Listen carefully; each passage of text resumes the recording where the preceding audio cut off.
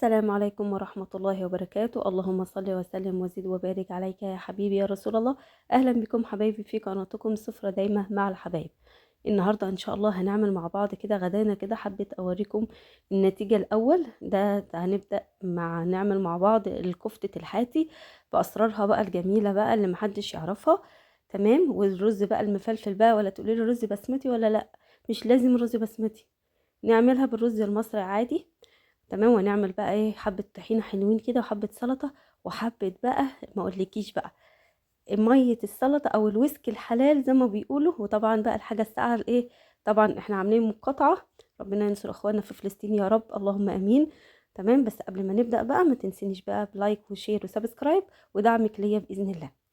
تمام. اول حاجة بقى هنعمل بيها ايه، الكفتة. طبعا انتي معاكي هنا لحمة مفرومة، لازم يكون متضاف عليها 10% من الدهن. وطبعا هقولك على تكة برضو هنزودها معانا في خلطة الكفتة الحاتي. تمام. اللي هي اللية، حتة كده من اللية كده. قولي مثلا الجزار عايزة حتة من اللية كده اعملها للكفتة. تمام. طبعا اللحمة فيها دهن، بس ايه، نزود الدهن شوية لان الدهن هو اللي اساس نجاح ايه، الكفتة. هنا طبعا البصل المبشور، وطبعا حبة من البقدونس. تمام. وطبعا التوابل بتاعتنا توم باودر وبصل باودر وملح وفلفل، هم دول بس التوابل. ما تضيفيش اي حاجة تانية خالص، هم دول اساس التوابل بتاعت الحاتي. تمام. طبعا بقى، طبعا كل ما انتي طبعا ما ننساش اهم حاجة الملح. كل ما انت بقى ايه، يعني تخلطي المكونات دي مع بعضها فترة كده وتقعدي تعجني كده كأنك بتعجني ايه، ما اقولكيش يعني تديها كده ضرب يمين ضرب شمال لغاية ما تتجانس معاكي وتبقى ناعمة جدا، او ممكن تعمليها في الكبة. تمام. بس الاكيد الاحسن زي ما هم بتوع الحاتي بيعملوها كده على ايديهم، يقعدوا مثلا ايه، يعجنوا فيها شوية. وطبعا السر اللي انا قلتلك عليه اللي هو معلقة من البيكنج باودر، بتبقى معاكي منفوشة وطرية وجوسي جدا من جوه. معلقة واحدة بس صغيرة. وطبعا احنا عاملين حسابنا ان اللحمة ممكن تفك في اي وقت، عشان نضمن نفسنا نحط معلقتين من البقسماط معايا بقى. لغاية كده دي الخطوات الأساسية لكفتة الحاتي. أي إضافات تانية يبقى ملهاش علاقة بالكفتة خالص. والله إن شاء الله هتدعيلي وهتقولي أحلى كفتة أنا عملتها.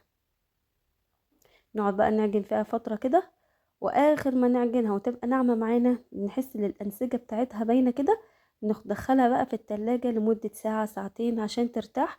طبعا كل ما بتعجنيها طول ما بتسيبيها فترة ترتاح بتبقى معاكي جميلة جدا. نعمل بقى مع بعض شوية من الرز البسمتي، لا الرز المصري طبعا. احنا قلنا بقى مش لازم يكون في رز بسمتي، ممكن نعمله زي ما قلت لك بالرز المصري. انا معايا هنا ايه، معلقتين من السمنه وحبه من الزيت. طبعا السمنه ساحت، نازله عليهم بالبصل المبشور. تمام. هنقعد بقى إيه كده نقلب فيها فتره لغايه ما البصل يدبل معانا. هنعمل زي ما كاننا بنعمل الرز البسمتي على طول. يعني هنحط التوابل بتاعه البسمتي، اللي هنحط بقى ايه اللي هي ليمونيه، وكمان ورق لوري. ومع لو ما عندكيش مثلا عيدان القرفة دي، ممكن تحطي القرفة البودرة حبة صغيرة منها. تمام. وطبعا الكاري والكركم زي ما انت بتحبيه، الكمية اللي انت عايزاها. وزي ما قلت لك لو ما عندكيش القرفة العيدان، ممكن تحطي حبة صغيرة من القرفة البودرة. طبعا القرفة اختياري، بس بتدي طعم جدا وجميلة قوي للرز بتاعنا. في ساعتها عايزة اقولك الريحة كانت جميلة جدا. تمام. اول بقى ما التوابل كده تقعد تتحمص كده مع البصل، هننزل بقى بالرز بتاعنا المغسول. تمام. ما تنسينيش بقى بلايك جميل كده عشان القناة توصل وتبقوا جزء من عيلتي، ربنا يخليكم لي.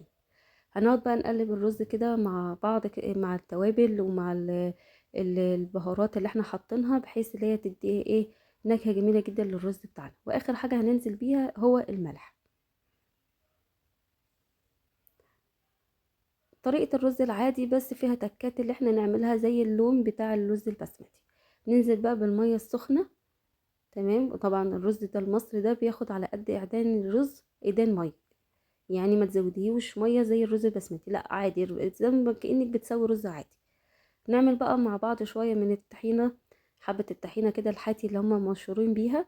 ما بيضيفوش اي اضافات خالص، طبعا عشان ما يكلفوش نفسهم، هما بس شويه الطحينه والميه السخنه بيدوبوها لغايه ما يحصلوا على السمك اللي انت عايزاه. تمام، يعني تقعدي تقلبي كده لغايه ما تفتح معاكي لون الطحينه وتحصلي على اللون اللي انت، ايوه، والسمك اللي انت عايزاه. وبعد كده بقى هنضيف التوابل بتاعتنا، حاجات بسيطه جدا مع بعض. هنحط بقى نص الليمونية كده، ما تكتريش من الليمون، نص الليمونة بس كفاية.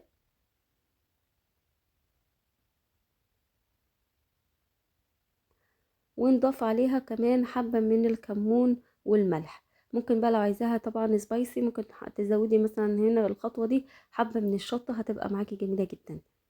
تمام، على حسب بقى، انت عندك اولاد ما بيحبوش الحاجات الشطة، هنا كده ايه انت مستكفية بس كده بالايه بالملح والكمون والحبة الليمون، وبقى معانا احلى طبق طحينة بألف هنا. ونعمل بقى مع بعض كده ايه الكفتة بعد ما سيبناها ترتاح شوية. انا ما طبعا انا حطيت البصل وصفيته من المية البصل عندها على جنب، وحطيت البصل في تتبيلة الكفتة. هنا بقى نحط حبة من الزيت، تمام، وشوية من الملح على مية البصل. طبعا احنا هنحتاجها في لما نيجي نصبع الكفتة، بنسقيها طول ما هي برضو في الفرن، بتقعدي تطلعيها كده وتسقيها من المية البصل دي. وجبت هنا بقى صينية حطيت فيها مثلا حبة من البصل والطماطم والفلفل، تمام، عشان ارص عليها الكفتة. انا جبت هنا بقى عيدان الشيش طاووق، وطبعا هنصبع بيها الكفتة بتاعتنا، على حسب حجم الكفتة اللي احنا عايزين. وطبعا كل شوية هنقعد نسقينا ايه بمية البصل كده، عشان مية البصل بتديها طراوة جدا وتبقى جميلة جدا. نخلص بقى الكمية مع بعض كده، ونرصها زي ما قلت لكم على الصينيه اللي انا قلت لك عليها، حاطه فيها طماطم وبصل وفلفل. ممكن بس تستكفي مثلا ان انت تعمليها على شيشان الطاووق وايه وترصيها، ونحطها بقى في الفرن على درجه حراره 100 180، ونسيبها ايه تعيش مع نفسها. نيجي بقى نعمل هنا اهي حبة المية السلطة الجميلة، معايا بقدونس وبصل وطماطم وحبة من البصل الأخضر وشطة طبعا عشان لو انتي حباها تبقى سبايسي، وحبة من الكمون والملح. دول بس برضو التوابل اللي احنا بنستخدمها معانا في مية السلطة. وطبعا المية، ولازم تكون المية ساقعة. ليه ميه ساقعه؟ ديت السر اللي هم بيخلوها جميله جدا وتبقى معاكي، ما اقولكيش ناجحه بصراحه، والله ايه دي اسرار حياتي كده، ادهاني كده اللي انا ايه اعملها على طريقته، وكانت بصراحه بألف هنا. ان شاء الله هتجربوها وهتدعولي. وزودي بقى طبعا الميه، لان دي ميه سلطه مش سلطه بس، دي ميه سلطه. واخر حاجه هنضيفها نص من الليمون. وده بقى غدانا، اتفضلوا معانا بألف هنا وشفا على قلوبكم. تمام، لو وصلت بقى معايا هنا ما تنسينيش بقى باللايك والشير والسبسكرايب ودعمك ليا بإذن الله، وتبقوا جزء من عيلتي. شايفة كده صبع الكفتة جميل جدا وطري من جوه وجوزي، وهيعجبك بإذن الله. وأطلب منكم بس طلب، ندعي لإخواننا في فلسطين يا رب ينصرهم إن شاء الله يا رب. وطبعا حابة بقى الرز بتاعنا المصري، او الرز التقليد، الرز البسمتي، او الطريقة بقى اللي انت حابة تسميه بيها، مفلفل خالص وبألف هنا وشفا. وطبعا زي ما وريتك في اول الفيديو، حبة السلطة وحبة الطحينة وحبة المية، مية السلطة ديت هتعجبك جدا، ودي اللي بتفتح النفس بصراحة في الاكل. بألف هنا على قلوبكم، ويا رب تكون الوصفة عجبتك، وتبقى القناة بتاعتي قناة بتعجبكم وصفاتها. ما تنسينيش بقى بلايك وشير وسبسكرايب ودعمك بإذن الله، وتبقى القناة قناتك، وتبقي جزء من عيلتي بإذن الله. مع السلامة.